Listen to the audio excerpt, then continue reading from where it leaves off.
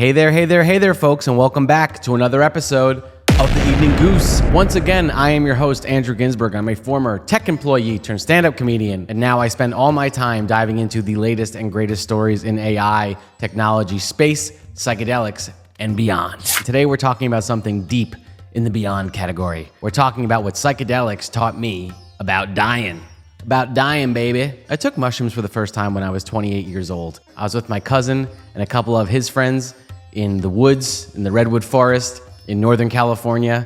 I was living in San Francisco at the time. My cousin had grown the mushrooms, so we had a personal connection with them. And a lot of things happened. And it's a long, crazy story, and maybe I'll make a separate Evening Goose about that one day. But most importantly for this episode, I want to talk about how I may have taken accidentally a little bit of a heroic dose unintentionally and experienced some form of an ego death. It was during this trip that I felt my body sort of start to disappear. My breath was fading away. My essence was fading away. My ego was dying, man. And I want to say that while I was going through this, while it was kind of scary and I was panicking and being like, oh my God, I'm gonna die right now, literally. Somebody take me to the hospital. Can I vomit up these shrooms right now? We've all been there. I did stop and realize that what I was feeling felt kind of eerily familiar. I felt like on some level I was being guided through a cosmic process if I could just get myself to calm down. That led me to learning all about the Tibetan Book of the Dead, and even more so, Timothy Leary's interpretation of it. I love learning all about Timothy Leary and Ram Dass after I did mushrooms for the first time, and if you've never heard of those characters, I highly recommend you do a deep dive yourself. But what they helped me see was that the stages of death in a psychedelic trip actually seem to mirror the Tibetan stages of actual death. And that might be one of the most important connections I think ever made. So I thought to myself, why not, folks? Let's make an Evening Goose about this topic. Let's get into it.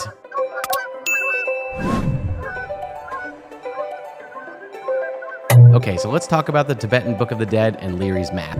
What exactly is the Tibetan Book of the Dead? I mean, you might just be like, some atheist, some agnostic, maybe you're like a Christian or Jewish or Muslim, and you've never heard of the Tibetan Book of the Dead, okay? And that's okay. I'm gonna explain to you what it is right now. It's a spiritual manual originally written in the 8th century, meant to be read aloud to someone as they die and pass through the Bardos. These are transitional states between death and rebirth. The Tibetans believe that consciousness doesn't just blink out, it moves through layers. And in those Bardos, you're confronted with lights, deities, memories, visions. Here's the key, these aren't external beings. They're just projections of your own mind. And how you respond to them determines if you escape the cycle or get reborn. This also sounds like a really good idea for like some sort of video game. Maybe life is a video game, man. Maybe we're in the simulation. Separate video, separate Evening Goose. Fast forward to the 1960s. Timothy Leary, Richard Alpert, who became Ram Dass. If you don't know who Ram Dass is, you haven't befriended somebody who lives in Brooklyn and works in a coffee shop, and Ralph Metzner. And all three of these guys were doing a lot of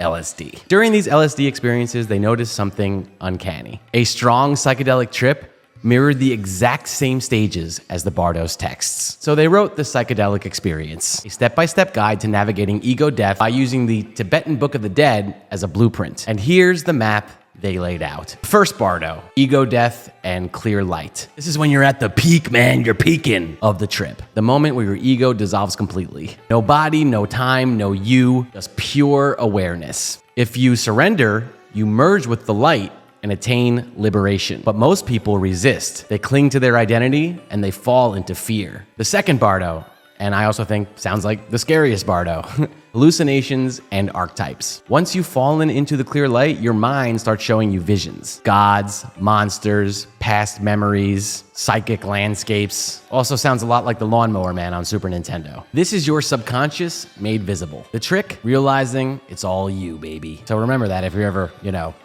dead. The third Bardo, re-entry and rebirth. The trip fades and the ego reassembles. You return to your body, your name, your story, but you don't come back unchanged. Ideally, you come back lighter, freer, and less attached to the illusion of who you are. And for Ram Dass and Tim Leary, this isn't just a spiritual metaphor, it's a functional map. And if you've ever taken psychedelics, then you know when it's happening, a map can mean the difference between panic and transcendence. So, what have I learned? Here's my personal insights after reading about all of this. On my first trip, I fought it. I kept trying to understand what was happening to me.